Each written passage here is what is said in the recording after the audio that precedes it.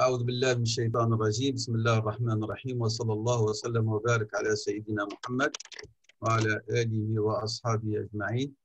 رب اشرح لي صدري ويسر لي أمري واحلل عقدة من لساني يفقه قولي. سبحانك لا علم لنا إلا ما علمتنا إنك أنت العليم الحكيم. اللهم انفعنا بما تعلمنا وانفع بنا وزدنا علما يا رب العالمين. نسأل الله سبحانه وتعالى أن يوفقنا لما يحب ويرضاه وأن يحفظنا وإياكم من هذا الوباء وأن يرفع عنا هذا البلاء. La dernière fois, nous avions entamé la 11e, on va dire, station, Manzila, qui est Manzilatul Riyada. Et nous avons dit qu'il s'agit d'une station qui consiste à discipliner spirituellement ou à dompter, si vous voulez, ou à contrôler, à dominer son âme. Pour l'emmener par l'exercice et l'effort à devenir véridique et sincère. C'est ça le résumé de ce que veut dire cette station. Et nous avions commencé l'analyse des différents degrés par lesquels doit le serviteur, on va dire, s'échelonner pour parvenir à cette discipline à laquelle participe le nafs wal qalb, l'âme et le cœur. Nous avions vu le premier degré, celui de la discipline de la masse, du commun des musulmans.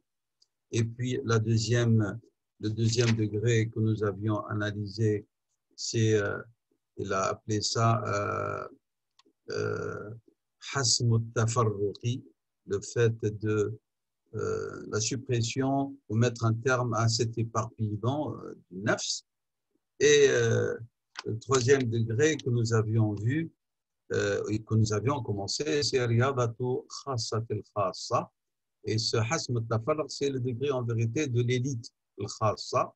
Et le troisième, c'est ce que vous avez de vous sur l'écran, Riyadatu Khassat al-Khassa, que nous avions déjà commencé à analyser une partie, mais je vais revenir parce que c'était un peu compliqué la terminologie utilisée par l'imam al-Harawi, rahimahullah, lorsqu'il a abordé ce degré.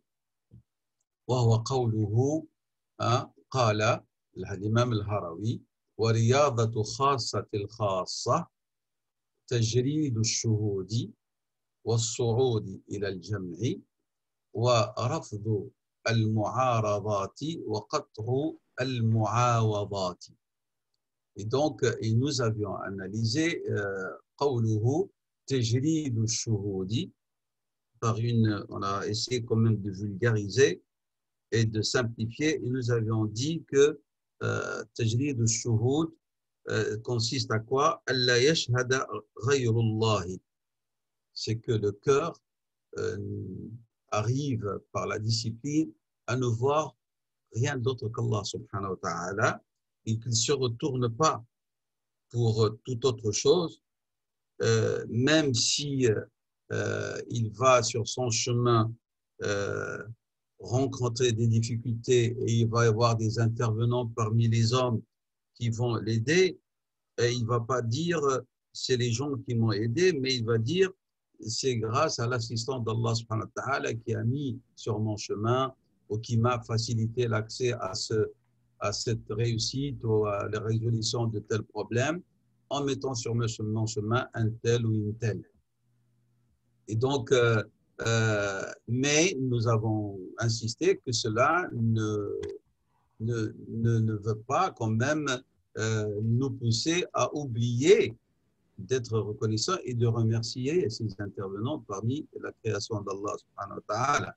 Mais toujours, الشكر يبد أن يكون شكر الله. شكر الله أولا ثم on n'oublie pas de remercier al-wasa'at, les intermédiaires. وهو من الدين. Nous avions cité le hadith de Rasulullah ainsi que le verset de la sourate al-Baqarah à l'appui, le verset 237, قوله تعالى ولا تنسوا الفضل بينكم. Donc, لا تشهد في نعمك التي أنعم الله تعالى بها عليك غير الله تعالى. C'est-à-dire, lorsque tu es touché par un bienfait quelconque, toujours tu as en vision celui qui est à l'origine de ce bienfait, qui est Allah subhanahu wa ta'ala. Inna al-hamda wa ni'mata laka wal mulka sharika lak. Nous avions cité ça. Ça, c'est le premier sens de ce que veut dire tajrid al-shuhud. Et le deuxième sens, an yujarrid al-shuhud, c'est-à-dire le fait de se débarrasser de, comment est-ce qu'on peut dire, de l'influence de son nafs. C'est-à-dire qu'il ne considère pas que la réalisation de telle ou telle œuvre, en vérité, tout le mérite le revient à lui, à son effort. Hein? Mais فَلَا يَشْهَدُ نَفْسَهُ. Il éclipse son nafs. Hein? Mais il dit qu'en vérité, tout cela, tout ce amal salah que j'ai fait, c'est toujours grâce à l'assistance d'Allah subhanahu wa ta'ala qui m'a aidé à la réaliser. C'est-à-dire, parce que nafs, Allah, elle rentre par cette porte-là. Elle va t'enfler de glorioles jusqu'à ce que tu oublies le vrai donateur et tu crois que c'est tout ce que tu as réussi à réaliser dans ta vie comme réussite, etc. C'est grâce à mon effort, c'est grâce à mon travail, à ma labeur. En vérité, c'est les gens qui arrivent à discipliner leur nafs, malgré l'effort qu'ils ont déployé, toujours ils ramènent la réussite ainsi que les causes, les moyens qui ont été mis à leur disposition. Tout cela revient de droit à qui? Au vrai donateur qui est Allah subhanahu wa ta'ala. Donc, l'annas, ce ne sont ni les hommes, ni un nafs. Mais tout cela, c'est بفضل الله تعالى. هذا ما معنى التجريد. التجريد إذا التجريد ألا يشهد غير الله ولا يلتفت إلى الخلق bien que لا ننسى شكر الخلق والوسائط ولكن دائما الله سبحانه وتعالى هو الذي يشكر ويذكر. Et الجزء الثاني la deuxième partie هو أن يجرد الشهود من نفسه. C'est que de son nafs, il ne va pas avoir une visibilité. Quelqu'un qui va lui dire, n'oublie pas, c'est grâce à ton effort, grâce à moi, ton nafs, qui t'a poussé à réaliser. Non, toujours, il va accorder l'exclusivité à Allah subhanahu wa ta'ala et il va débarrasser son œuvre de hadd al-nafs ou hadd al-khalq. Ça, c'est قوله رحمه الله تعالى والصعود إلى الجمع. La deuxième partie, toujours, c'est un rappel, mais il est nécessaire, parce que, comme j'ai dit, c'était un peu compliqué, ce discours de l'imam al-Harawi. Il nous dit que al-jam'u est de deux sortes. Al-jam'u jam'ani, jam'u fil maf'ulati wa jam'un fil sifati. Donc, il s'agit de quoi? Il s'agit d'une ascension vers l'unification. On va as-su'ud ila al-jam'i, par exemple, et nous avions essayé vraiment de simplifier par cet exemple, nous constatons chacun d'entre nous que la création, elle est différente. Ils sont de différentes origines, de différentes généalogies, de différentes couleurs, langages, cultures, de différentes tribus. Ils ont des goûts différents, des caractères différents. Donc, ils sont en vérité en complète contradiction les uns avec les autres. Eh bien, celui qui discipline dans son âme, il va dépasser toutes ces différences pour dire, et en vérité, toutes ces différences sont voulues par Allah subhanahu wa ta'ala et ils ne sortent pas du cadre de la volonté de Dieu qui a décidé que les choses soient faites ainsi. Et ces différents sont en vérité l'expression de la grandeur de Dieu et nous ramènent vers l'un qui est à l'origine de toute cette multiplication dans les caractères et dans les espèces et dans. Donc, هذا التفرق والتباين بين الخلق والمخلوقات سيستعمله الذي ربى نفسه وهذبها لكي يقول إنها كلها تدل على الخالق الواحد. Et il ne va pas perdre son temps à se focaliser sur les différences, mais voir dans ces différences une richesse qui indique que l'origine est un, qu'Allah subhanahu wa ta'ala. C'est-à-dire qu'ils ne sortent pas du cadre de la création. وَمَا تَشَاءُونَ إِلَّا أَنْ يَشَاءَ اللَّهُ. أن تشهد الجمع بمعنى أنك أن تشهد أن الأفعال التي يأتي بها العباد على اختلافها وعلى اختلافهم هم في أشكالهم وطبائعهم وأذواقهم، أن تشهد أن الذي ألهمها ذلك هو الله واحد، الله الواحد سبحانه وتعالى. Et celui qui va guider toutes ces créatures ainsi que toi-même vers toutes ces actions diverses, c'est Allah subhanahu wa ta'ala. Et que c'est grâce à l'assistance d'Allah subhanahu wa ta'ala que toute sa création dans sa diversité, qu'elle arrive à accomplir toutes ses œuvres. C'est grâce à Allah subhanahu wa ta'ala. Et que si Dieu subhanahu wa ta'ala les néglige, les laisse tomber, ben ils seront dans le désarroi. Et donc, qu'est-ce que ça veut dire? Regardez l'image, tu commences par la base qui est la création et tu vas monter par ta analyse, par ton éducation spirituelle vers celui qui est à l'origine de toute cette diversité qui est à la base. فَتَجْمَعْ وَتَصْعُدْ بِهَا إِلَى ماذا؟ إِلَى الله سبحانه وتعالى إيمانا وعقيدة. C'est clair ce que voulait dire ici l'imam al-Harawi. Et nous avions cité ce que Ibn al-Qayyim a dit pour nous expliquer plus. Il a dit يصعد عن تفرقة الأعمال إلى وحدة مصدرها وهو الله الواحد. يعني هناك أعمال متفرقة مختلفة، هناك مخلوقات متفرقة مختلفة، هناك فعل الإنسان الصالح والطالح متفرق، يصعد بهذه الأعمال كلها يجمعها وهي تنبئه على أن المصدر هو الله سبحانه وتعالى. C'est-à-dire, celui qui éduque son nafs, il ne va pas rester à perdre son temps à analyser la diversité des actes des serviteurs. Il va voir dans cette diversité, même si elle est contradictoire, même si on a parmi ces actions, par exemple, de ces serviteurs, cette création, des bonnes œuvres et des mauvaises, il va mettre tout ça pour dire, mais qui est à l'origine de cette diversité? Qui a voulu que ce soit ainsi les choses faites? C'est Allah subhanahu wa ta'ala. C'est clair? Donc ça, c'est ce qu'il voulait nous expliquer. Et puis, nous avions dit, as-su'udu wal-jam'u jam'ani, nous avons dit les actions, le maf'oulat, et puis il a dit as-sifat.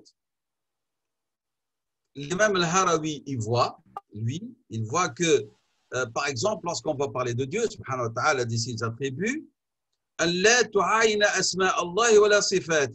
ne vas pas rester à visionner par ton cœur les attributs de Dieu subhanahu wa ta'ala et ses noms, mais tu dois te focaliser sur Allah subhanahu wa ta'ala. Et c'est pour ça qu'il a dit أن يصعد عن علائق الأسماء والصفات إلى الذات, qui va dépasser par son regard du cœur, celui du cœur, il va dépasser tous ces attraits donc concernant les noms et les attributs vers Zat. Pourquoi il dit, selon lui, et Ibrahim va lui répondre, parce qu'il dit أن الأسماء كثيرة, les noms de Dieu sont nombreux et l'être est unique. Il dit والجمع في أن تكون مع الذات لا مع الصفات. Et si tu veux grouper ton nafs et la focaliser pour ne pas te disperser, alors focalise-toi sur Dieu, sur l'être de Dieu, entre guillemets, et non pas sur ses qualités, ses attributs.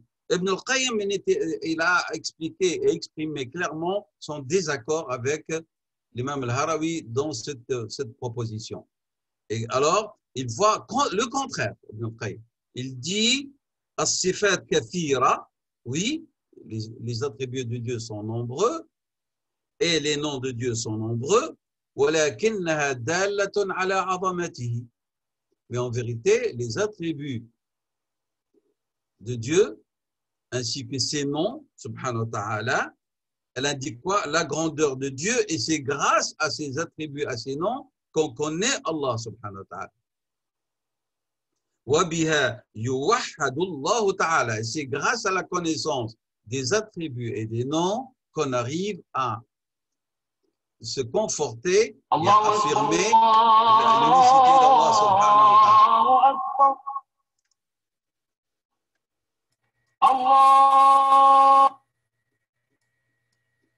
Donc ça, c'est ce que Ibn al-Qayyim voit. Il dit وَلِذَلِكَ il dit وَلِذَلِكَ لَوْ كَانَتِ الصِّفَاتُ كَثِيرَةً جِدًّا. Si les attributs, ils étaient très nombreux pour des êtres différents, on peut dire, oui, il risque d'y avoir éparpillement. Mais il dit, puisqu'il s'agit d'un être unique, et des attributs et des noms pour un être unique, qu'Allah subhanahu wa ta'ala, qui se qualifie par être qu'il est Ar-Rahman, Ar-Rahim, Al-Ghafour, Al-Sami', Al-Alim, Al-Jabbar, Al-Muntaqim, Al-Adl, Al-Aziz, Al-Tawwab, Al-Malik, Al-Quddus, tous ces noms d'Allah subhanahu wa ta'ala, kulluha la tufarriqu al-qalb, ils ne vont pas disperser le cœur du serviteur. إنما تجمع القلب على الله تعالى, qui a dit lui-même وَلِلَّهِ الْأَسْمَاءُ الْحُسْنَى فَادْعُوهُ بِهَا. Donc il y a une finesse dans l'analyse d'Ibn al-Qayyim rahimahullah ta'ala. Donc je répète, Al-Harawi rahimahullah dit il faut se focaliser vers l'être parce que les noms et les attributs sont nombreux et ça risque d'éparpiller le cœur s'il va s'y concentrer. Ibn al-Qayyim dit non, c'est le contraire. Ce problème se pose lorsqu'il s'agit de plusieurs qualités et de plusieurs noms pour des entités différentes, multiples. Alors le cœur, il va s'éparpiller. Mais il dit, ces noms de Dieu et ces qualités indiquent un seul être, donc il n'y a pas risque d'éparpillement. Même que lorsque on passe par les qualités de Dieu, Al-Rahma, Al-Adl, Al-Lutf, la bienveillance, l'équité, la miséricorde, ainsi que les noms, indiquent la grandeur et en même temps font que le cœur lui-même va se concentrer sur cet être qui a ces qualités extraordinaires et qui rapproche le serviteur de son serviteur, et il prend pour preuve et argument, pour appuyer sa thèse, l'Ibn al-Qayyim, le Coran.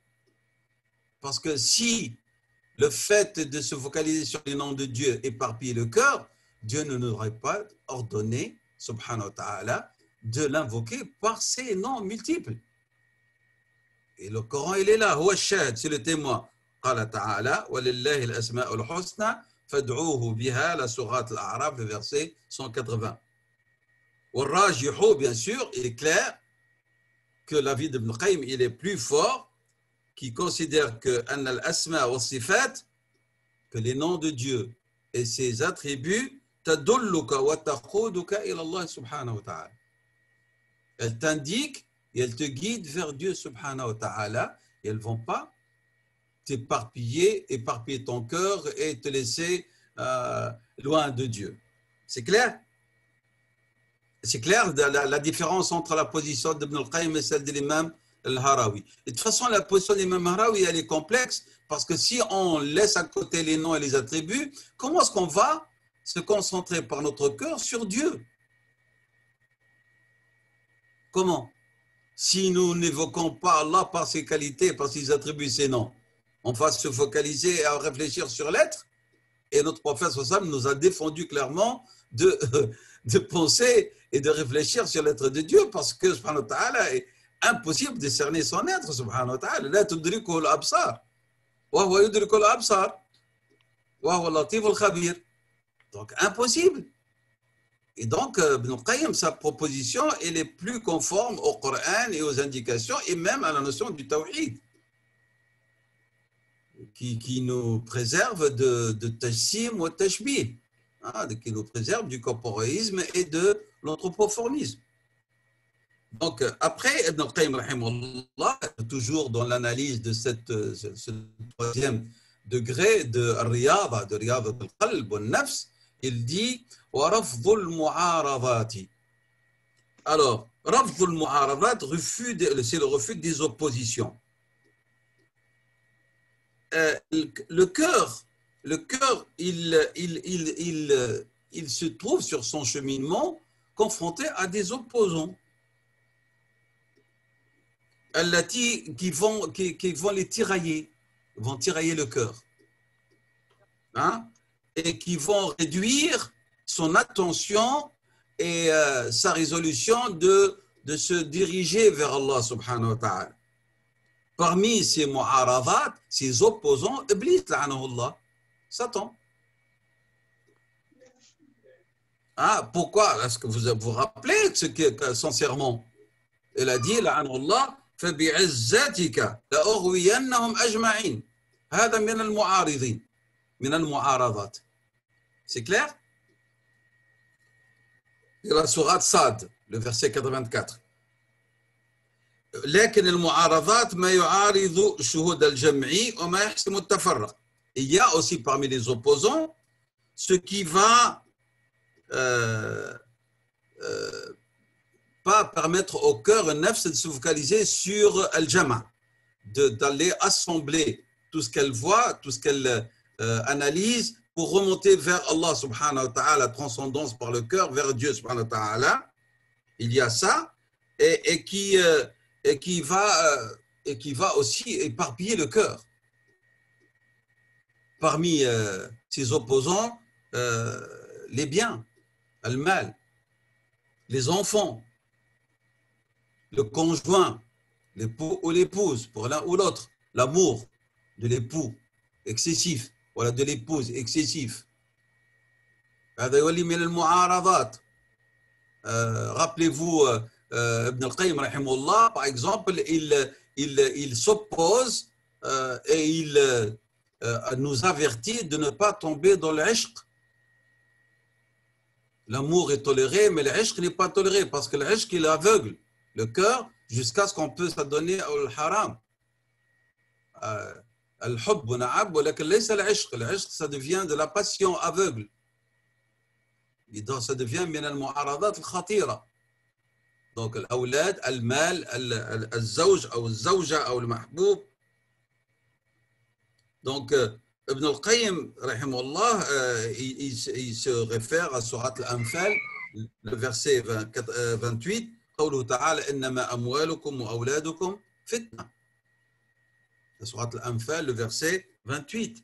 هذه المعارضات qui vient s'opposer à tout ce travail de discipline et de dompter son âme pour que le cœur puisse avoir une direction unique. قال ابن القيم لابد أن يؤخذ بيان هذه المعارضة والتعامل معها من الشرع.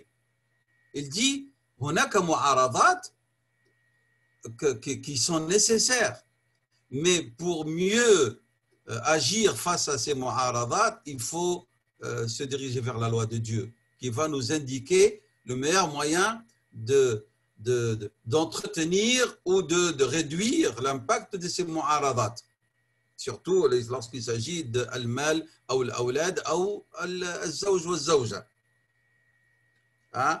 فالذرية, les enfants, par exemple, la descendance d'Ibn al-Qayyim, font partie de al-mu'aradat. ولكن الله جعلها للأنبياء.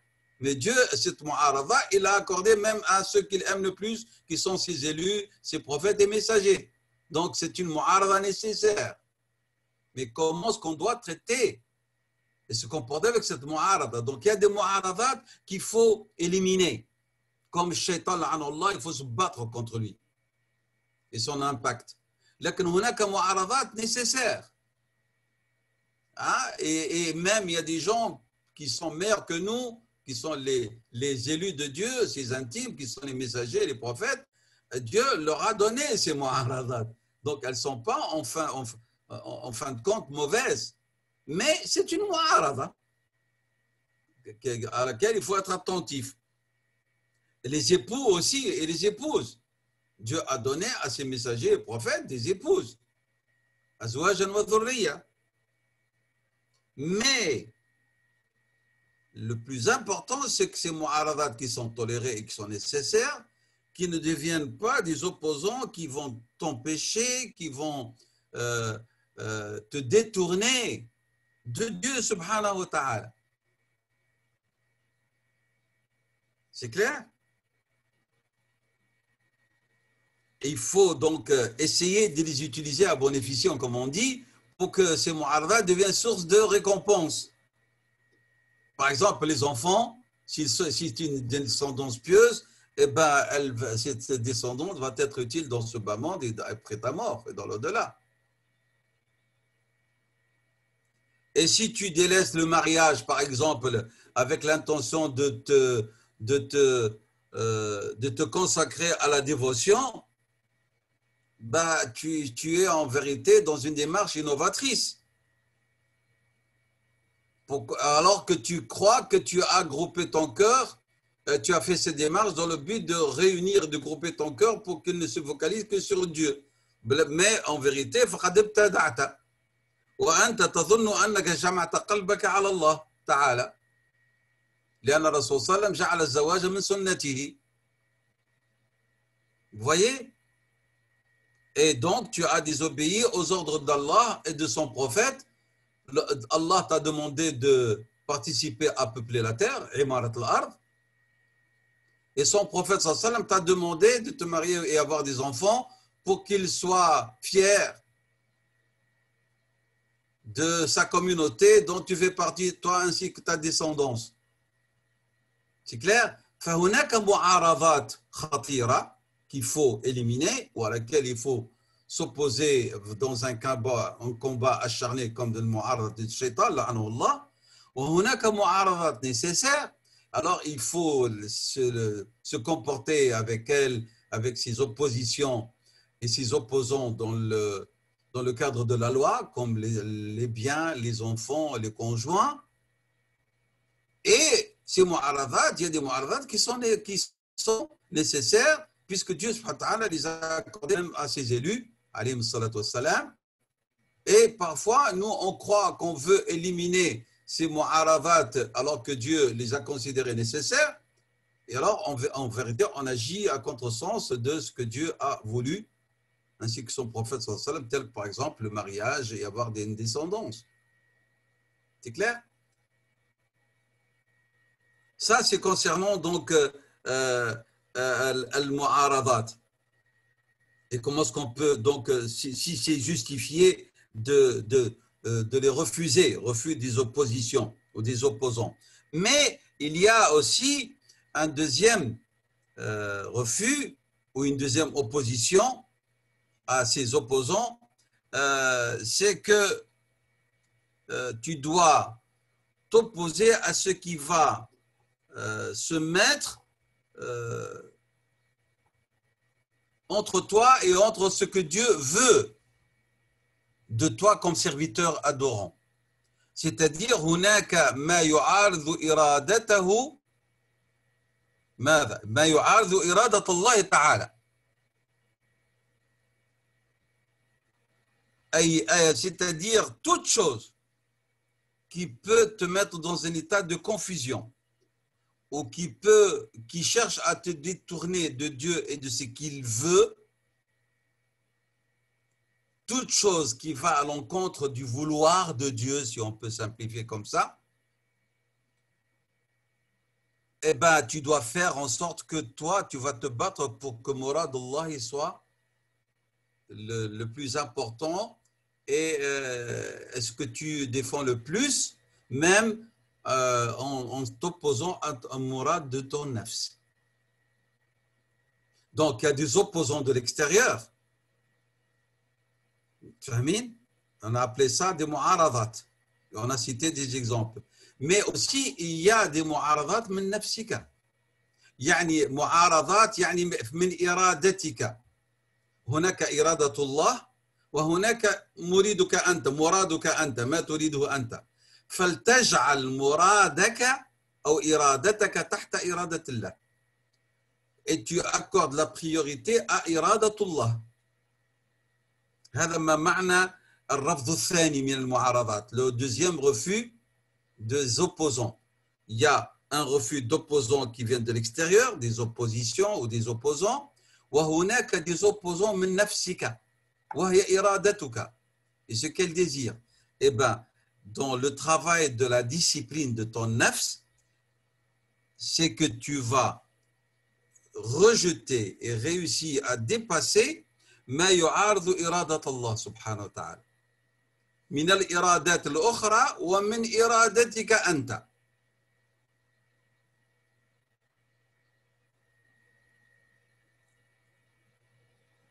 C'est clair? C'est-à-dire, s'il y a deux iradat qui se trouvent en opposition, iradatullah wa iradatu nafsika, iradatullah wa iradatu ton patron, iradatullah wa iradat X, eh bien, tu vas accorder la priorité à iradatullah. Et on ne peut arriver ça que par la tarbiya nafsiya wa riyada nafsiya wa tazkiya wa. C'est clair?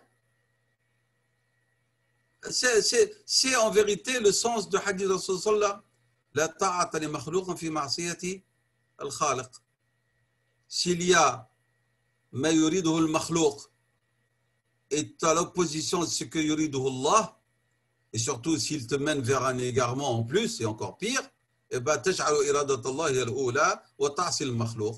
Et tu désobéis al-makhlouq, même s'il s'agit de ton père, de ton conjoint, de ton patron et de ton nafs. Et ça, c'est un travail qui n'est pas facile.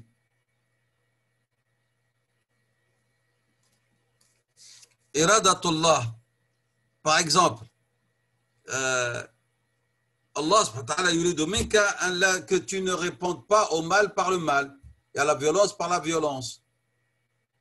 C'est pas facile. قوله تعالى ادفع بالتي هي أحسن فإذا الذي بينك وبينه عداوة كأنه ولي حميم. هذه درجة عالية هذه. C'est pour ça que Dieu a dit وما يلقاها إلا الذين صبروا. C'est pas facile. Hein?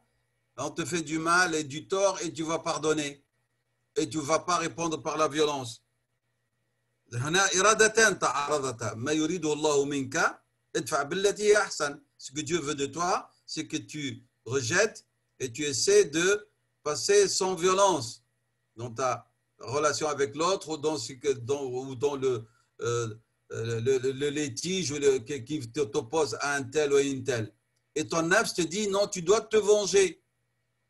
Tu ne dois pas pardonner. Iradatan. Iradatullah ta'muruka bil ihsan. C'est ça, hein? وإرادة نفسك تأمرك ألا تعفو.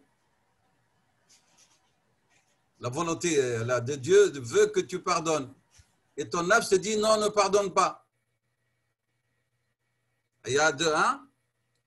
Alors, si tu arrivais à discipliner ton nafs, qu'est-ce que tu vas faire? فتقدم مراد الله على الإحسان على مراد نفسك. Tu vas accorder la priorité à ce que Dieu veut de toi et non pas ce que ton nafs veut de toi. Et c'est pour ça que l'une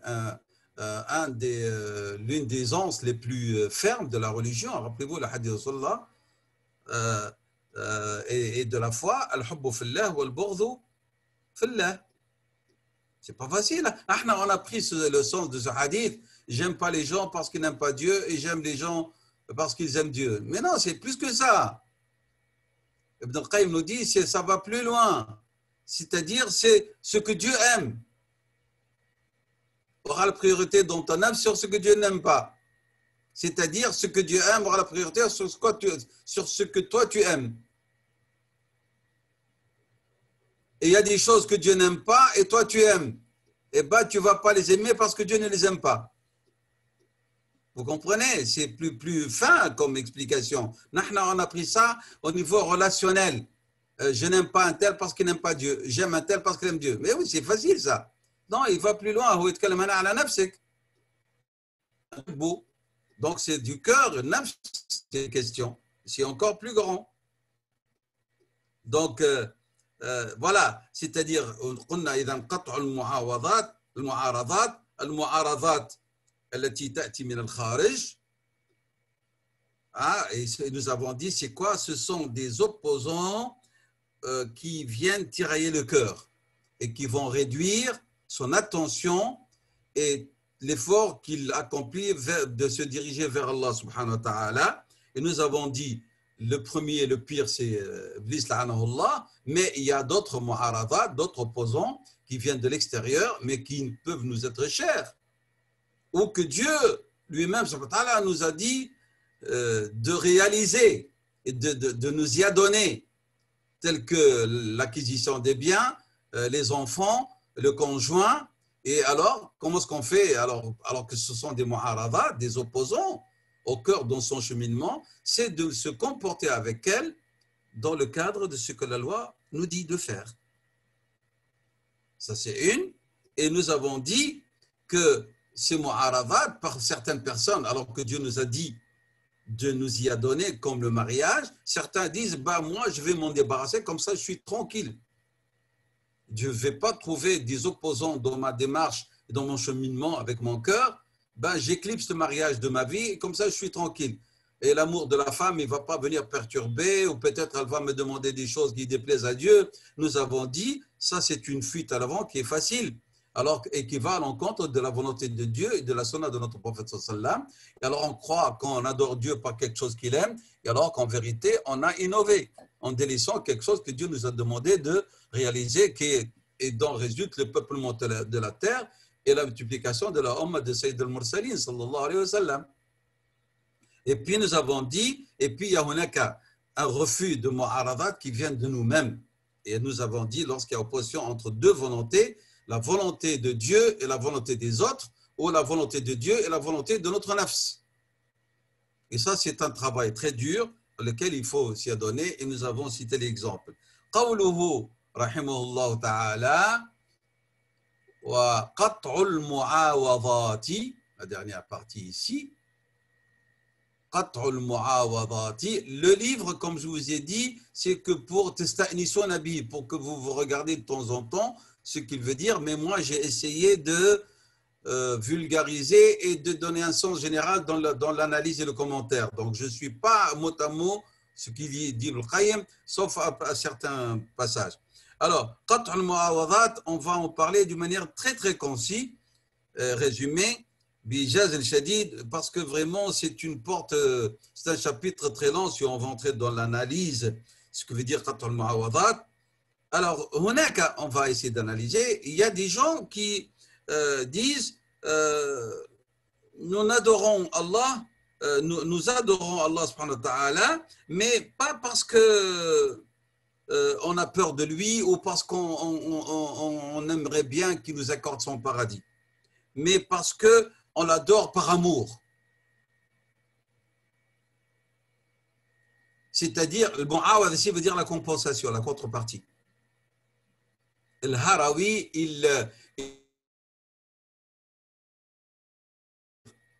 Seigneur, je ne t'adore pas. Les gens t'adorent par peur et par désir, par tama' de ton paradis, mais moi je t'adore parce que tu le mérites. C'est clair?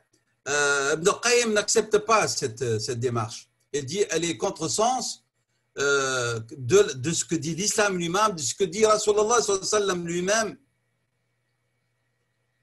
يعني أن هناك أناسا يقولون لا نعبد الله طمعا في جنته ولا خوفا من ناره ولكن نعبده حبا فيه ولأنه أهل لذلك.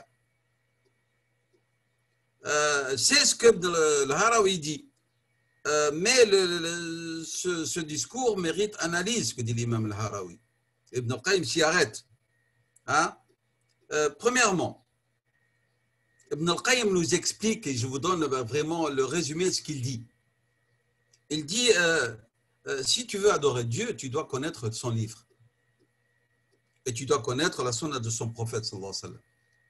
Et tout individu parmi vous, et moi-même compris, si on veut cheminer dans la voie de la spiritualité, avant de cheminer, on doit connaître Kitab Allah wa Sunnat al-Rasul, sallallahu alayhi wa sallam. Hatta la nazir, pour qu'on ne dévie pas. لا بد من السالك إلى الله من العلم بكتاب الله وسنة الرسول صلى الله عليه وسلم. لأنه المعلم شكون هو؟ رسول الله صلى الله عليه وسلم. المربي رسول الله صلى الله عليه وسلم. Est-ce qu'on va avoir d'autres voix que celle de Rasulullah sallallahu alayhi wa sallam? Est-ce que nous avons un autre imam que Rasulullah sallallahu alayhi wa sallam? Imamuna huwa Rasulullah alayhi salatu wa sallam. Ça, c'est un avertissement très important d'Ibn al-Qayyim rahimahullah. يقول إذن إن العلم بالكتاب والسنة مهم جدا للسالك.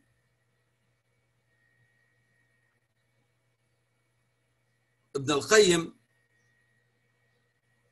il dit, lorsque tu tiens le discours suivant en disant Allah subhanahu wa ta'ala, par sa majesté, et il est le parfait, mérite l'adoration. Il dit, cette parole, elle est juste, oui. Oui. هذا كلام صحيح. Allah subhanahu wa ta'ala mustahiqqan lil-ibadati.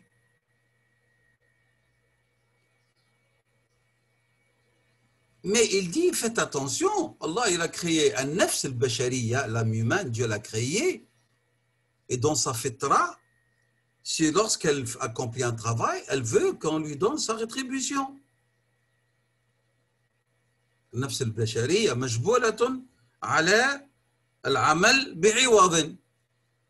Lorsqu'elle accomplit quelque chose, elle attend qu'on lui donne sa rétribution.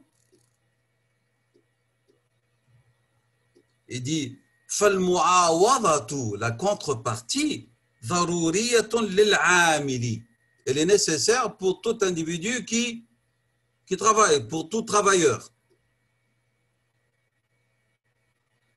Ne serait-ce que la reconnaissance, s'il ne s'agit pas de rétribution matérielle. على الأقل قولوا جزاك الله كل خير بارك الله فيك. نسأل الله سبحانه وتعالى أن يجازيك عن عملك خير. C'est la moindre des choses. نفس الإنسانية. Et il dit, nous constatons dans le livre de Dieu, subhanahu wa ta'ala, que Dieu nous parle de contrepartie, de rétribution, que ce soit dans ce monde d'ici-bas ou que ce soit dans l'au-delà. Prenons l'exemple de la prière. Pourquoi tu pries? Je prie pour satisfaire Allah subhanahu wa ta'ala et pour qu'il m'accorde son agrément. Et lorsque tu pries, qu'est-ce que tu cherches derrière l'accomplissement de la prière? Tu vas dire qu'il n'y a pas de récompense? Si, la sunna nous dit, la prière individuelle, voilà sa rétribution, la prière en groupe, voilà sa rétribution. La négligence de la prière dans ce bas monde, voilà sa rétribution, et ça commence la rétribution dans la tombe déjà. Première chose qui sera sujet d'interrogatoire. Et donc il y a mu'awada, il y a contrepartie, rétribution positive, voilà sam Allah, ou sanction. Et donc le fait de dire qu'il n'y a pas de rétribution, c'est un discours qui est faux, non conforme. Est-ce que les prophètes de Dieu, nous dit Ibn al-Qayyim, et les messagers, qui sont les meilleurs de la création d'Allah subhanahu wa ta'ala, est-ce que Dieu n'a pas dit à leur sujet, le verset du Coran, la sourate Al-Anbiya, le verset 90, le verset est le suivant, innahum, Dieu parle d'eux, hein, kanu yusari'una fil khayrati wa yad'unana raghaban wa rahaban wa kanu lana khashi'in. Dieu parle de ses prophètes, ses messagers, yusari'una, ils se précipitaient sont pressés d'accomplir les bonnes œuvres, et ils invoquaient Dieu, raghaban, les exégètes disent raghaban fil jannati, wa rahaban minan nari. Il invoquait Dieu, désirant son paradis et cherchant préservation, et ils avaient peur de son enfer. Quoi? Est-ce que les messagers de Dieu étaient dans l'erreur? Ce que Dieu nous dit comme information est fausse. Et c'est le Dieu le vrai qui parle ici, c'est sa parole. Comment peut-on après négliger ce que Dieu dit pour dire il faut dans la discipline spirituelle et dans l'éducation de nefs qu'on arrive à adorer Dieu uniquement dans la recherche de son amour et non pas dans la recherche de sa récompense et demande de préservation de son feu. Alors que l'âme humaine, elle n'est pas été conçue par le Seigneur ainsi. Voilà ce que nous dit Ibn al-Qayyim. Et quand vous voyez, فهل نحن السؤال qu'on se pose فهل نحن أفضل من الأنبياء عليهم الصلاة والسلام question qu'on se pose فهل نحن أفضل من رسول الله صلى الله عليه وسلم qui demandait à Dieu préservation du feu de l'enfer et qui lorsqu'il a été questionné par le compagnon il a dit نحن حولها ندندن nous aussi on est en train de faire l'effort autour de ça demandant à Dieu son paradis éternel, c'est-à-dire le Jannat al-Firdaus. Et donc, le discours de Rabi'a, rahimahullah, que certains d'entre nous trouvent tellement beau sur le plan spirituel, est-ce qu'il ne pose pas problème et confusion sur le plan de la conformité? Lorsqu'elle dit Ma abadtuka la khawfan min narika wa la tama'an fi jannatika. Je ne t'ai pas adoré par désir, par peur de ton enfer, ni désir de ton paradis. Est-ce que ce discours est sahih ou batil? Si on le met et l'analyse à la lumière du livre de Dieu et de la sunna de son prophète, sallallahu alayhi wa sallam, uniquement. Laissant ya jama'a les discours de ceux qui s'opposent aux mystiques, etc. et au soufisme. Nahna, الفيصل بيننا وبين كل منطوق qui vient de n'importe quelle direction sur kalam Allah sans interprétation comme Dieu le dit. On ne va pas forcer le livre de Dieu pour qu'il vienne comme soutien à notre discours ou qu'il doit s'opposer au discours des autres. Non, هذا كلام الله. Kalam Allah, il nous dit, subhanahu wa ta'ala, que ses élus, ses intimes, parmi ses prophètes et messagers, يسارعون في الخيرات ويدعوننا رغبا ورهبا. وفي الأحاديث الصحيحة أن رسول الله صلى الله عليه وسلم كان يستعيذ من النار وكان يستعيذ من العذاب وكان يسأل الله سبحانه وتعالى الجنة. فهل نحن أفضل من رسول الله صلى الله عليه وسلم ومن الأنبياء المرسلين عليهم الصلاة والسلام؟ قال تعالى سورة السجدة, la prosternation, le verset 16. تتجافى جنوبهم عن المضاجع. Voilà les élus de Dieu. Parmi les vertueux maintenant, leurs flancs sont comme s'ils sont en rupture avec leur lit. Pourquoi? Parce qu'ils veillent les nuits en adoration. Qu'est-ce qu'ils font pendant ces veillées? يدعون ربهم خوفا وطمعا. خوفا من ماذا؟ من ناره. وطمعا في ماذا؟ في جنته. هذا كلام الله.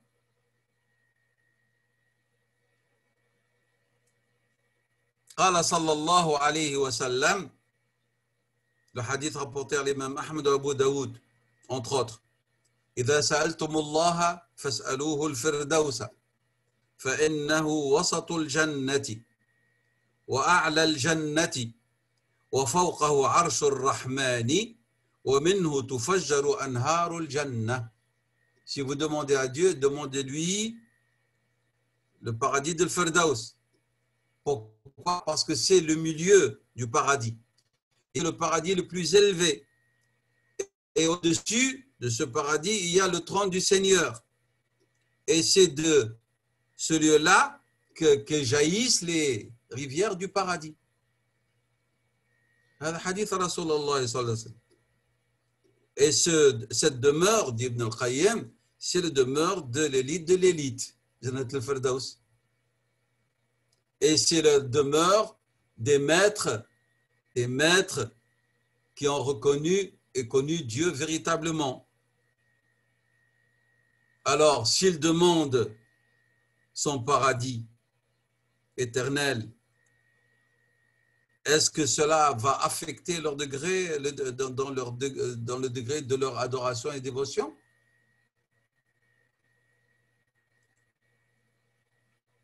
Non. قال صلى الله عليه وسلم concernant le paradis, حولها ندندن, c'est ce que nous évoquons en continu et inlassablement. C'est le hadith rapporté par le Bukhari.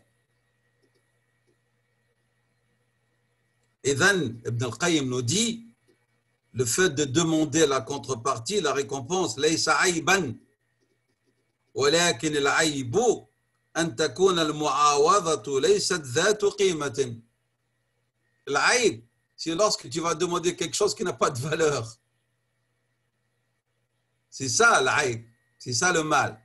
Mais lorsque tu demandes une contre-valeur telle que Jannat al-Firdaus, ça c'est un honneur. Et c'est un travail laborieux qu'il faut accomplir pour pouvoir y accéder. أتظن من طلب الجنة عوضا أتظن أن في طلبه عيب? Est-ce que celui qui demande comme contrepartie à sa dévotion à Allah subhanahu wa ta'ala le paradis, est-ce que vous croyez que dans sa demande il y a un mal? Il y a quelque chose qui n'est pas conforme à la loi de Dieu ni à tazkiyat al-nafs? Dans le paradis, il y a l'agrément de Dieu. Dans le paradis, il y a la rencontre de Dieu. Dans le paradis, il y a la rencontre du bien-aimé de Dieu. Dans le paradis, il y a la rencontre de la famille de notre bien-aimé, sallallahu alayhi wa sallam. Dans le paradis, il y a la rencontre des compagnons de Rasulullah, sallallahu alayhi wa sallam. Alors, le fait de la demander, est-ce que c'est un mal? Est-ce que c'est une tâche qui vient réduire la valeur de votre adoration et dévotion? Que dire de ce que vient de dire maintenant, ce que je vais vous citer maintenant? Que direz-vous de cette parole de Suhayb al-Rumi radiyallahu anhu qui a dit: s'il n'y avait pas le paradis, il n'y avait pas l'enfer, Dieu n'aurait jamais été adoré. Qu'est-ce que vous pensez de cette citation, de cette parole? لو لم تكن الجنة ولو لم تكن النار ما عبد الله. Et vous savez qui était Ibn Suhayb al-Rumi radiyallahu anhu arda. Regardez ce qu'il dit.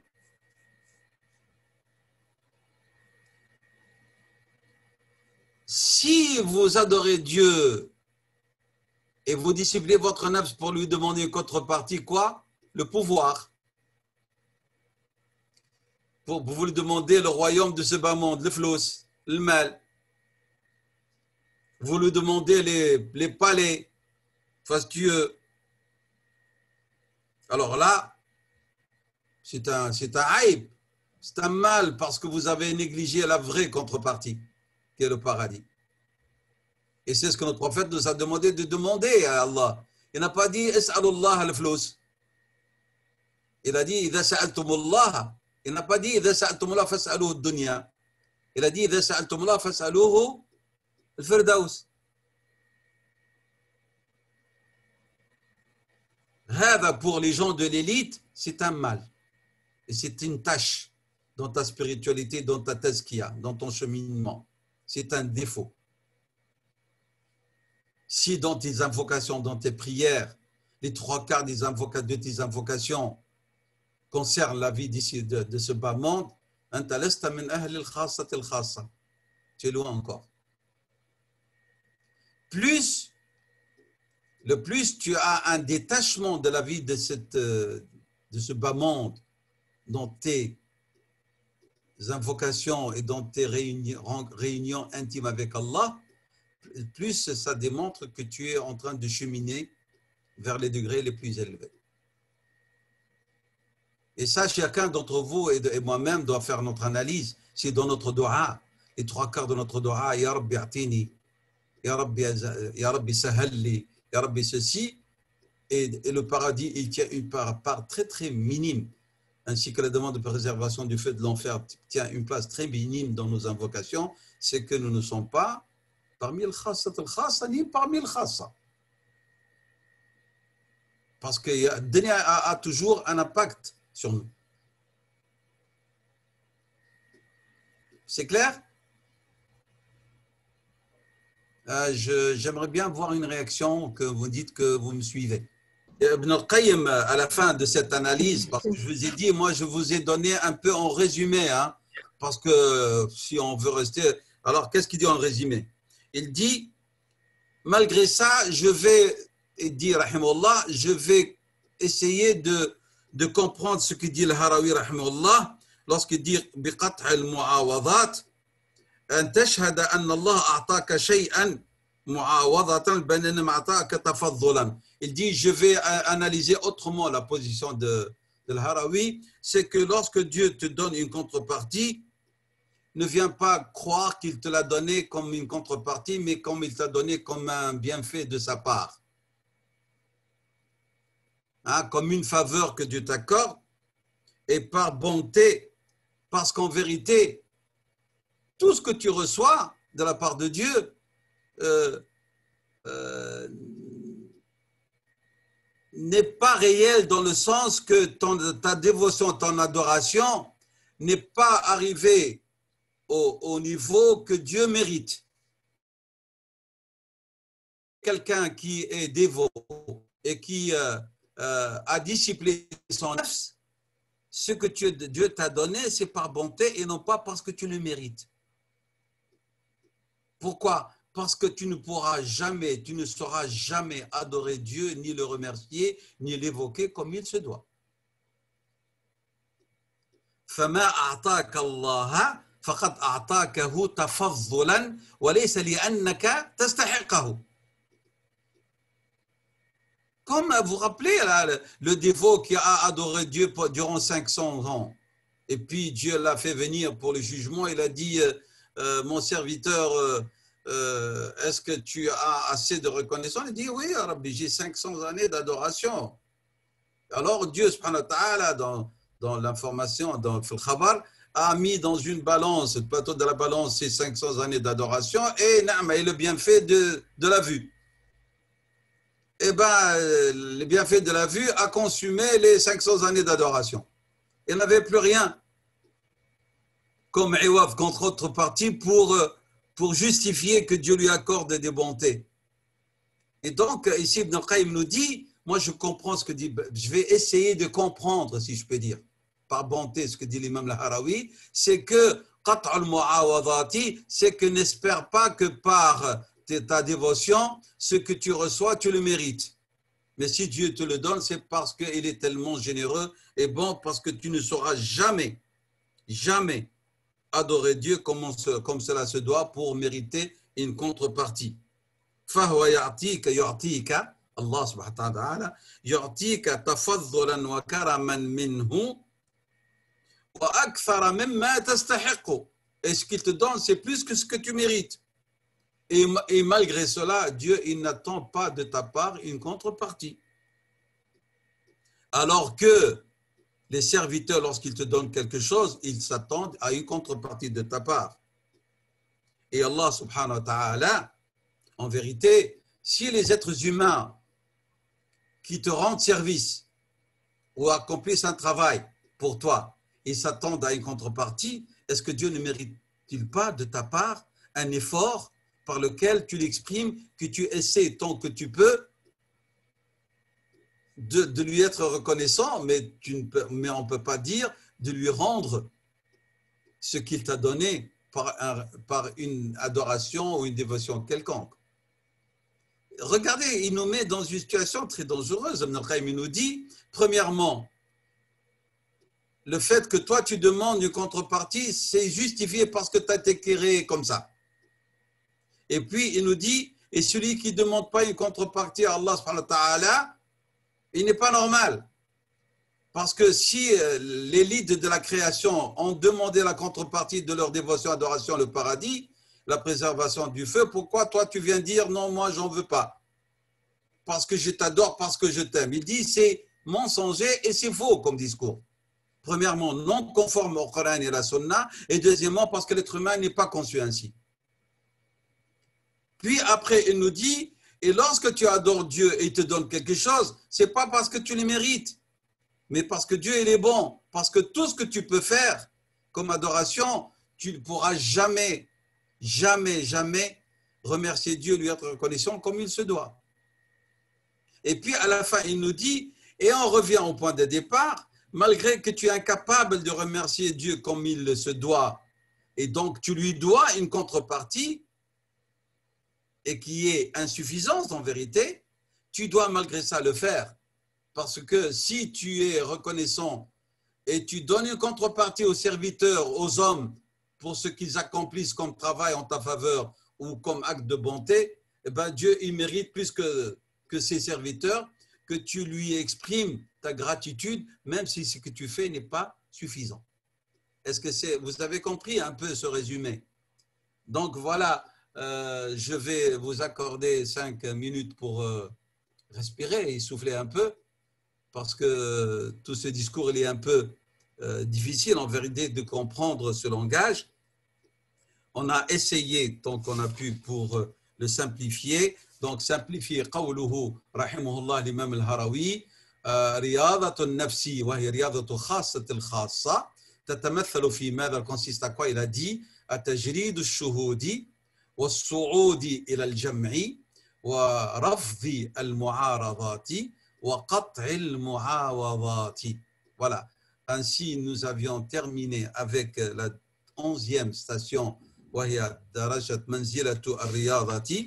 Après les 5 minutes, Inch'Allah, de repos, si vous devez faire la prière, nous passerons à la 12e, المنزلة الثانية عشر, وهي منزلة السماع. Et là, on va avoir beaucoup de discussions concernant السماع الصوفي. Est-ce que c'est de ça dont il parle Ibn al-Qayyim ou non? والله أعلم وصلى الله وسلم وبارك على سيدنا محمد وعلى آله وصحبه وسلم. Et à tout à l'heure. السلام عليكم ورحمة الله. وصلى الله وسلم وبارك على سيدنا محمد وعلى آله وأصحابه أجمعين. المنزلة الثانية عشرة السماع, l'audition. Comme vous voyez, je ne vous ai pas mis comme support Tahdhib, dont vous avez reçu une copie, mais ici c'est vraiment le livre même de Madarij as-Salikin, le tome 1. Ça va? Et donc, vous voyez, nous sommes à la page 391. Bien. Parmi les stations spirituelles de Iyyaka na'budu wa iyyaka nasta'in, la station de Sama'. En vérité, c'est une station extraordinaire, très très belle. Ibn al-Qayyim rahimahullah lui a fait une très belle introduction. Et donc, on va se poser la question, c'est quoi Sama'? Comme vous voyez, tout ça, c'est l'introduction d'Ibn al-Qayyim. Hein? Nous n'avons pas encore les citations de l'imam al-Harawi. Donc, هذا كله مقدمة ابن القيم. Donc, il nous donne ici la racine. Je ne vais pas m'arrêter à ce niveau-là, donc vous pouvez le lire vous-même. Alors, il dit, tout le monde entend. كل الناس يسمعون. D'accord là? Mais il y a des gens, lorsqu'ils entendent, ils ne tirent pas profit de ce qu'ils entendent. كل الناس يسمعون ولكن هناك من الناس من لا يستفيد مما لا يسمع. لا يستفيد. Il ne tire pas profit de ce qu'il entend. Et donc, cette station va s'intéresser à la manière dont l'écoute va être profitable au cœur, jusqu'à ce qu'il réagisse et il va réagir d'une manière intense sur le plan spirituel.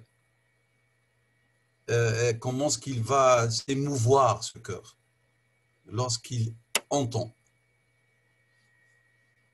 Et alors, si je peux dire, à partir de ce que Ibn Qayyim dit, on peut dire qu'en vérité, cette station, on peut l'appeler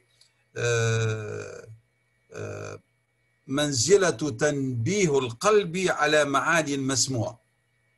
On peut l'appeler donc la station qui consiste à attirer l'attention du cœur sur les significations de ce qu'il entend, du sujet qu'il va entendre. Et Allah subhanahu wa ta'ala a appelé ses serviteurs à accorder de l'importance à ce qu'ils entendent. Donc vous avez Qawlu ta'ala, la sourate 5 là, vous avez la référence, c'est le verset 108. Wattaqullaha wasma'u, craignez Allah et écoutez. Wa qawlu ta'ala wasma'u wa ati'u, écoutez bien et obéissez. Sourate At-Taghabun. وقوله تعالى ولو أنهم قالوا سمعنا وأطعنا واسمع وانظرنا لكان خيرا لهم وأقوم. Sourate 5, verset 46. Et vous avez plusieurs versets. وقوله تعالى فبشر عبادي, annonce la bonne nouvelle à mes serviteurs. Qui sont ces serviteurs? الذين يستمعون القول فيتبعون أحسنه. Ceux qui ont la qualité de n'entendre, de n'écouter que ce qui est de la bonne parole, hein? Et ils suivent ce qui est le meilleur. Donc, ceux-là, ce sont ceux que Dieu a guidés. Et ce sont ceux-là, les gens sensés. La sourate Az-Zumar. Et lorsque le Coran est récité, l'écoute du Coran, mais pas l'écoute avec les oreilles uniquement, c'est l'écoute du cœur.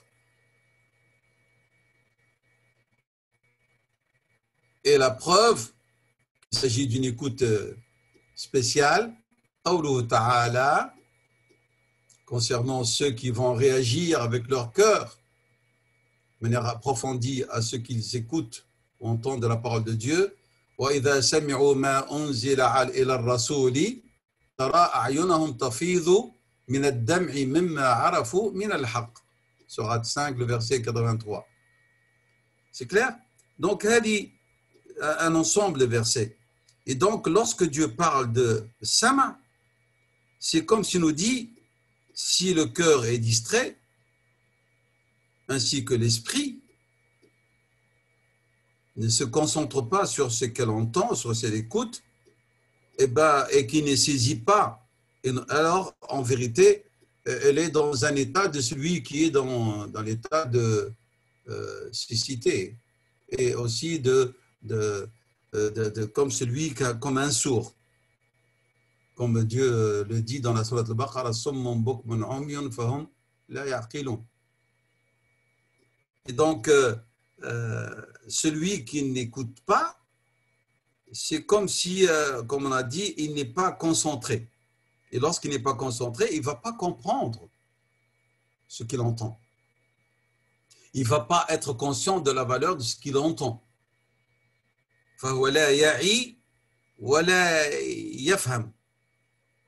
Et en vérité, il y a des gens dans cette vie d'ici-bas, ils y vivent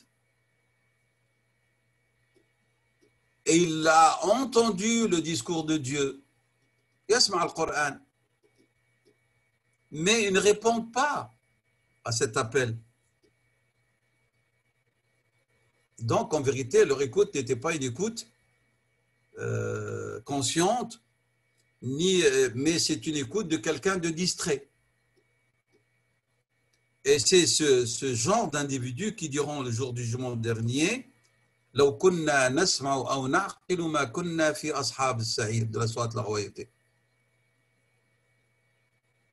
Ils entendaient la parole de Dieu. Rasulullah sallam leur récitait le Coran. Mais ils l'ont renié. Et alors, eux-mêmes, ils vont déclarer que leur écoute était une écoute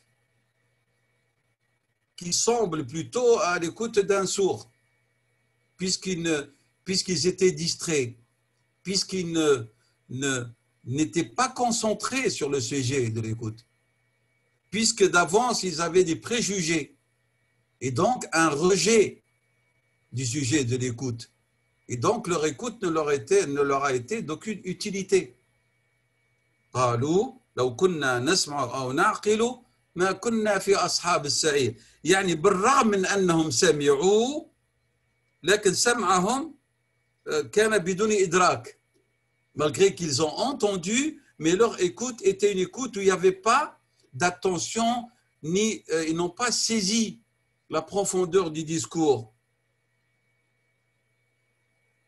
Ils n'ont pas saisi l'essence véritable que Dieu subhanahu wa ta'ala voulait leur transmettre. ولذلك قالوا, et c'est pour ça qu'ils ont dit لو كنا نسمع أو نعقل.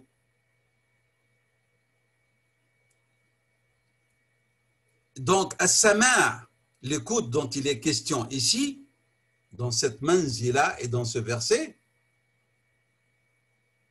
هو سماع الإيمان. C'est l'écoute qui mène à la foi. C'est wusul al-iman ila al-qalb. C'est que la foi parvienne au cœur. Hein?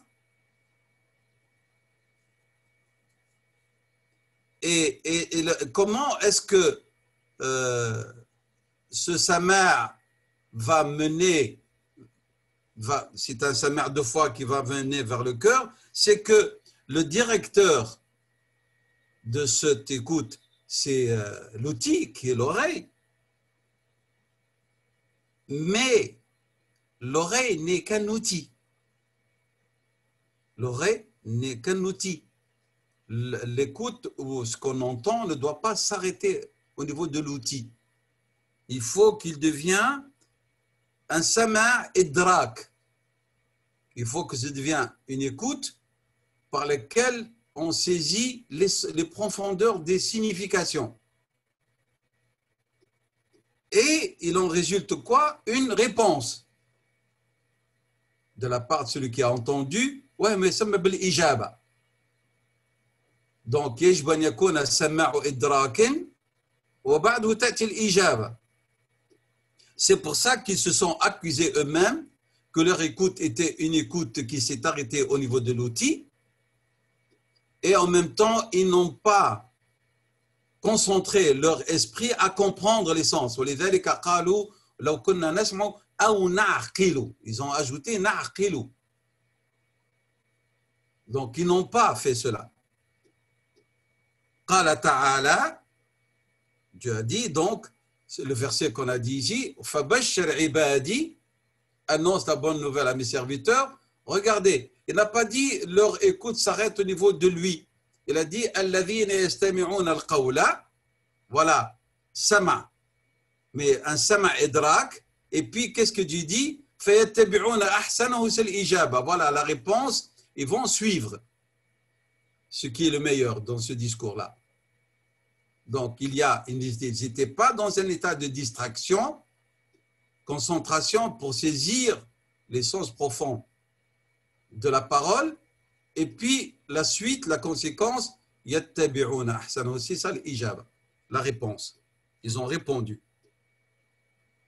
Et donc, quand vous voyez, Dieu, il leur a donné le qualificatif annahum ulaika alladhina hadahumullah wa ulaika hum ulu al-albab. Et vu que hadha sama', l'écoute, l'audition, est tellement importante, lorsqu'elle est concentrée, lorsqu'elle n'est pas de quelqu'un de distrait, le Coran, la parole de Dieu, s'il est entendu, mais avec une audition qui n'est pas distraite, et il y a participation de l'aql pour comprendre les profondeurs, aucun être humain ne peut le rejeter ni le renier. Et c'est pour ça qu'ils font tout pour qu'il n'y ait pas d'écoute. Avec les mass médias, avec l'ambiguïté, avec les shubuhat, les questions équivoques, avec toutes les distractions, avec toutes les accusations, avec les discours mensongers, les discours de peur, terrorisme, etc. En vérité, ils sont en train de dire aux gens, n'écoutez pas. Et Dieu nous a parlé de cela. On ne lit pas le Coran. Hein. Tout ce qui se passe autour de nous, dans le Coran, il y a évocation de cela. Dieu dit وَقَالَ الْكَافِرُونَ وَقَالَ الَّذِينَ كَفَرُوا لَا تَسْمَعُوا لِهَذَا الْقُرْآنِ وَالْغَوْا فِيهِ. Voilà la deuxième partie. Ne l'écoutez pas, وَالْغَوْا, c'est-à-dire accusez-le de tout ce que vous voulez. Ah, c'est une composition de Mohammed. C'est une parole qui est plagiée, c'est un plagiat des textes bibliques, des évangiles, et ainsi de suite. وَالْغَوْا فِيهِ. Utilisez l'agou. Des commentaires qui sont erronés, des interprétations. Ce Coran, il n'est plus valable, il a été utile au temps de Mohammed, mais maintenant, le contexte a changé.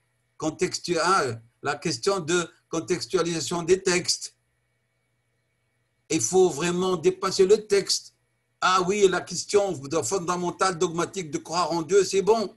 Mais les textes au niveau de leur pratique et de la dimension canonique, ce sont des choses qui sont déphasées, dépassées. C'est de l'obscurantisme, c'est de l'arriérisme. C'est le sens de ce que Dieu dit. وَقَالَ الَّذِينَ كَفَرُوا لَا تَسْمَعُوا. N'écoutez pas. Et pourquoi? Laissez les gens écouter. Si vous êtes sûr que c'est de l'obscurantisme, que c'est inutile, mais pourquoi est-ce que vous empêchez de laisser les gens de qualité, pas les chalroumis, les gens de qualité à parler de cet islam, à parler de ce Coran? Pourquoi on ne voit jamais des gens pareils? Nulle part, dans aucun mass média. On ne voit pas. Est-ce que nous n'avons pas des gens qualifiés dans toutes les langues du monde et qui ont la capacité et la connaissance pour parler de l'islam et le présenter? On a. Mais aucune instance ne leur donne le droit de parler. Aucune. Et le mu'awwiqat, elles sont de l'extérieur et de l'intérieur. De l'extérieur, voilà. وَقَالَ الَّذِينَ كَفَرُوا لَا تَسْمَعُوا لِهَذَا الْقُرْآنِ وَالْغَوْا فِيهِ. Fussilat, le verset 26, souligner al-ghaw. Al-Ghawfi, c'est-à-dire vraiment utiliser tout ce qu'il faut comme moyen pour faire du larou, des discours futiles, pour distraire et détourner toutes les significations du Coran et détourner les musulmans de son contenu pour qu'il n'y ait pas d'écoute. Ainsi que les hommes, même les hommes, il ne faut pas qu'ils entendent ce discours. Et à l'intérieur, on a les ignorants, on a les imbéciles, on a les infiltrés, on a les pseudo-savants, on a du tout. Dès que quelqu'un de compétent parle, tu trouves 50 000 imbéciles ignorants qui prennent la parole pour leur répondre. Donc, on a de tout. Tout ça, on appelle ça du tashwish. Vous voyez, lorsque vous avez un émetteur, et pour que l'émetteur n'émet pas convenablement ou que ce qu'il émet parvienne, alors on va faire du tashwish. On va perturber cette émission pour qu'on n'entende pas ce qu'il se dit. C'est ce que les kafiruna ont dit et ils font depuis la révélation de la Rasul jusqu'à nos jours. Sama'. Parce que s'il y a sama' de qualité, où il y a participation de l'qalb et de l'esprit, aucun être humain ne rejettera la parole de Dieu. Sauf s'il est mahroum. C'est clair? قال تعالى وإذا سمعوا ما أنزل الله ترى أعينهم. Voilà ceux qui, lorsqu'ils écoutent convenablement, quelle est leur réaction. Et en vérité, vous avez dans Surat al-Jinn, les djinns, lorsqu'ils ont entendu la parole de Dieu, qu'est-ce qu'ils ont dit? Inna sama'na Qur'anan ajaban, parce qu'il y a une écoute spéciale. Et pourquoi ce Qur'an il est ajab? Yahdi ila ar-rushdi fa'amanna bihi. Donc voilà, ça c'est l'introduction d'Ibn al-Qayyim. Nous passons maintenant à Haqiqat al-Sama'. Que veut dire la vraie audition? De quoi parle-t-on? Ils disent ici, on parle de tahrik al-qalb. Le cœur va réagir, il va bouger, il va y avoir une réaction du cœur. Lorsqu'il réagit comment? Il ne dit pas ici par la transe. Il a dit Al-qalbu sayataharraku talaban wa haraban wa hubban wa bughdan. Le cœur, il va réagir en demandant de connaître mieux, de comprendre mieux, d'aller plus vers Dieu, et fuite de tout ce qui est mu'aradat. Alors, il faut lier avec l'essence de ce que nous apprenons, hein? Al-mu'aradat, tous les opposants, fuite. Min al-mu'aradat wa hubban. Et c'est une course vers l'avant par amour envers Dieu, wa bughdan, et par mépris et refus et rejet de tout ce qui est éloigné de Dieu ou s'oppose à Dieu subhanahu wa ta'ala. D'une autre manière, ce que Qayyim veut nous expliquer, as-sama'u limada li kitab Allah. Vous devez comprendre l'histoire d'Ibn al-Qayyim. Ibn al-Qayyim ne parle pas de sama' dans le sens le chant musical soufi. Parce que le mot sama' dans la terminologie soufi, c'est dont il s'agit. Il s'agit de l'inchad et qui yutrab l'insan ou yitfa'al avec lequel réagit. Ibn al-Qayyim, il vous dit as-sama' li kitab Allah. Ibn al-Qayyim est en train de parler de sama' kitab Allah. Mais bien sûr, afdal al-dhikri, c'est quoi? La meilleure des paroles, c'est quoi? C'est qu'à dire Rasul sallam, inna afdal al-kalami kalamu Allah wa khayr al-hadi hadi Muhammadin sallallahu alayhi wa sallam. Vous comprenez? Alors, nous sommes dans une démarche différente. Mon discours ne plaît pas peut-être à ceux qui croient que nous allons faire du soufisme. On fait de la tazkiya ici. Tazkiyat al-nafs, que nous disons qu'elle soit conforme au livre de la sunna de Rasulullah sallallahu alayhi wa sallam. On va revenir à Sama' al-Soufi, on va y revenir. Mais ici, il parle de Sama' dans le sens, il dit al-maqsoud bihi at-ta'amulu ma'a an-nususi idrakan wa fahman wa amalan. C'est quelle relation vous allez entretenir avec les textes de la loi, du livre révélé. Alors, à quel niveau? Au niveau de la perception, de la compréhension et de la mise en pratique. Hada sama' dont Dieu parle dans le Coran. Nous ne sommes pas en train de faire ici du tafsir ishari. C'est quoi tafsir ishari? C'est l'exégèse ésotérique qui détourne les mots du Coran vers une analyse et compréhension mystique soufie. C'est faux, et comme vous le savez, ce sont des tafsirs qui n'ont aucun fondement, comme ceux de Nisaburi et d'autres. Ici, il s'agit de tafsir le Coran qui se réfère au Coran et à la directive de la Rasul et son exégèse et à la langue arabe. فَالسَّمَاعُ هُنَا أن تسمع النصوص الشرعية comment بهاته الآلة par l'oreille. Et alors qu'est-ce qui va en résulter? Un idrak, une vraie perception des significations, wa fahman, une bonne compréhension, wa amalan, et une bonne exécution et mise en pratique de ce que tu as entendu de la parole de Dieu ou de la parole de son prophète sallallahu alayhi wa sallam. Et les gens à ce niveau se situent à des degrés différents. Nous ne sommes pas au même niveau de perception, de compréhension et de mise en exécution de la parole de Dieu et des directives de son prophète sallallahu alayhi wa sallam. C'est pour ça que cette manzila, elle est très très importante. Cette manzila, elle est très importante. parce qu'elle va insister sur la manière dont on doit écouter et avoir et réagir à la parole de Dieu subhanahu wa ta'ala. Après, il nous dit Ibn al-Qayyim, rahimahullah ta'ala, تفاوت الناس في حال السماع.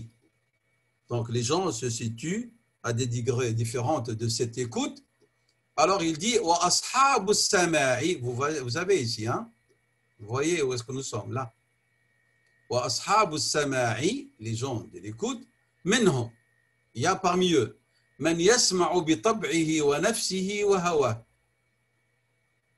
Il y a ceux qui écoutent, alors ce qui va intervenir, participer à leur caractère, leur nafs et leur désir, leur passion. Qu'est-ce qu'ils veulent de cette écoute? فهذا حظه من مسموعه ما وافق طبعه. Et celui-là, il va tirer profit de ce qu'il écoute proportionnellement par rapport à son caractère. C'est-à-dire, ce n'est pas la parole qui va déterminer comment ce qu'il doit écouter, non, c'est lui, c'est son caractère, son nafs et son désir qui va lui dire tu écoutes ça ou tu n'écoutes pas ça. Eh bien, ce qu'il va gagner, c'est ce qui va aller dans le sens de son caractère. Et parmi eux, من يسمع بحاله وإيمانه ومعرفته وعقله. Il y en a parmi eux ceux qui vont écouter avec le hal, c'est-à-dire son état spirituel, et par rapport au degré de sa foi, et par rapport au degré de sa connaissance aussi des textes, et aussi sa connaissance de Dieu, subhanahu wa ta'ala, et par rapport à la qualité de sa raison, de son raisonnement. Alors Dieu va lui ouvrir des portes dans le domaine de la compréhension par rapport à ses dispositions, et par rapport à sa force, et par rapport à sa matière à lui. De quoi je parle de matière? Ici, j'ouvre de parenthèses pour vous rappeler. Vous rappelez le hadith de Rasul sallam, il a dit qu'Allah subhanahu wa ta'ala, il a envoyé avec cette révélation, elle est comme de l'eau qui tombe sur des terres, différentes terres, et des terres qui ont une origine différente. Il y a une terre argileuse, il y a une terre marécageuse, et une terre qui est ferme, de la pierre. Et alors, il y a certaines terres qui retiennent de l'eau. Les gens vont tirer profit et boire. Il y a des terres qui vont absorber cette eau et ça va permettre la progression de la végétation. Et puis, il y a une terre, il a dit, elle ne retient rien.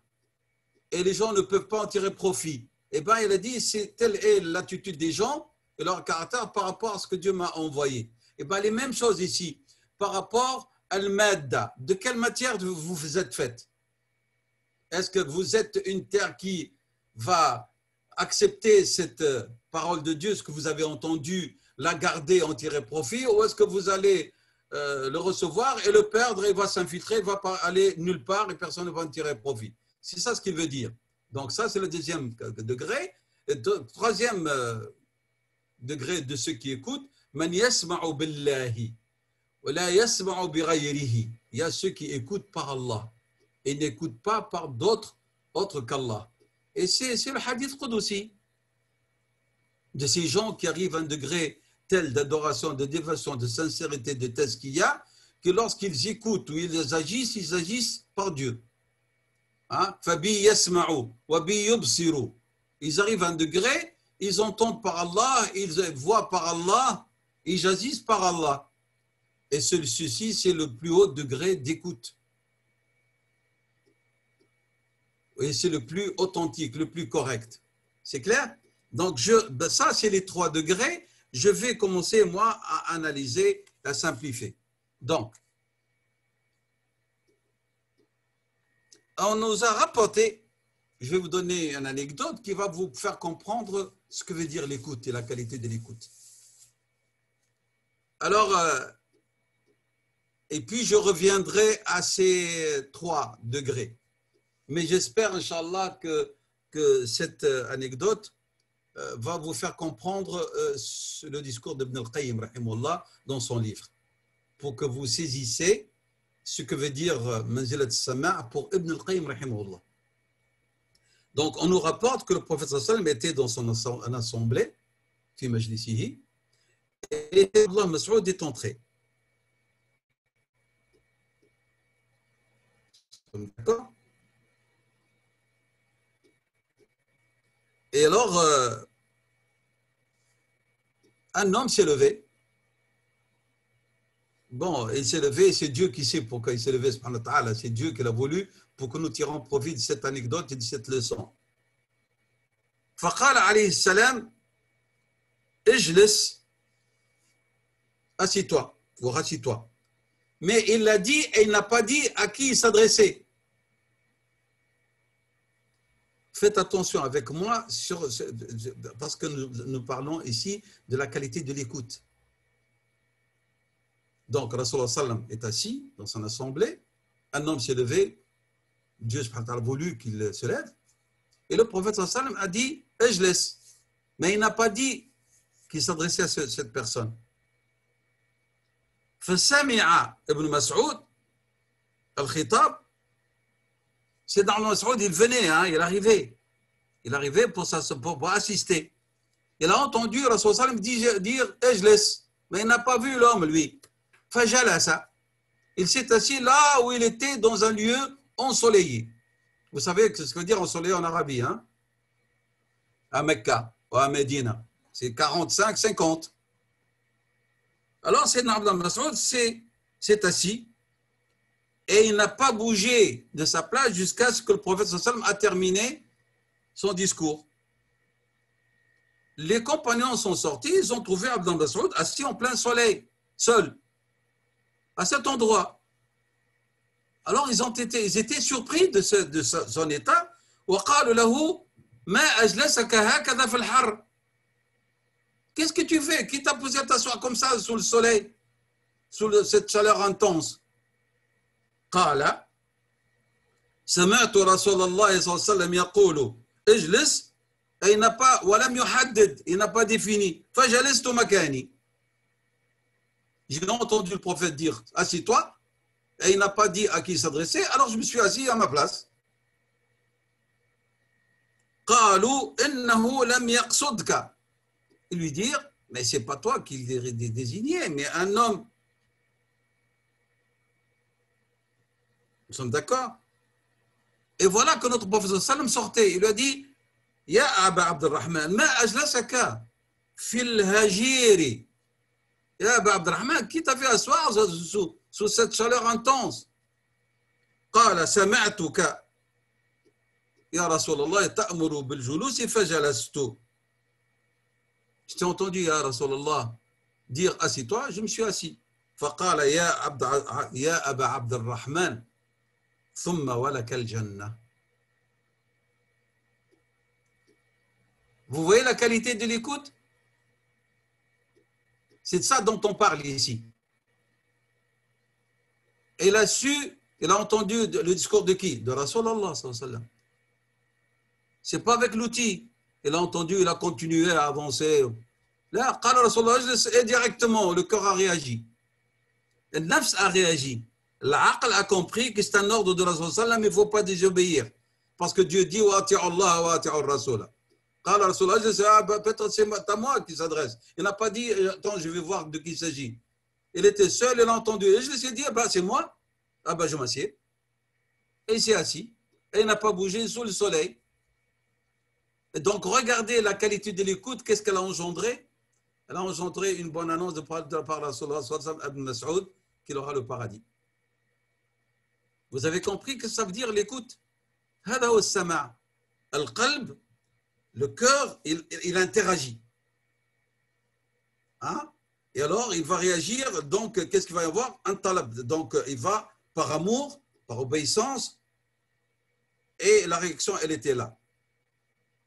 Et donc, c'est de ça dont il parle Ibn al-Qayyim. Il dit هذا تعامل راق وسماع دون سماع. Ça, c'est une réaction d'une haute, grande qualité et une relation dynamique avec le texte qui fait qu'il y a un sama' d'un autre sama. Il y a une écoute qui est différente d'une autre. Et donc là, nous parlons d'une réaction de grand niveau, parce qu'il a dit nas quoi? C'est ça le texte. La parole du prophète qui a dit assis-toi. Voilà la réaction. Et comme vous le savez, dit Ibn al-Qayyim, et ce genre de sama', il est le fondement de la raison. Parce que la raison, dans notre religion, n'est pas témoin sur le texte, mais il interagit avec le texte pour le comprendre et saisir ses nuances. النص حاكم على العقل وليس العقل حاكما على النص. Nas, c'est lui qui juge sur la raison, et non pas la raison est juge sur le texte. C'est clair?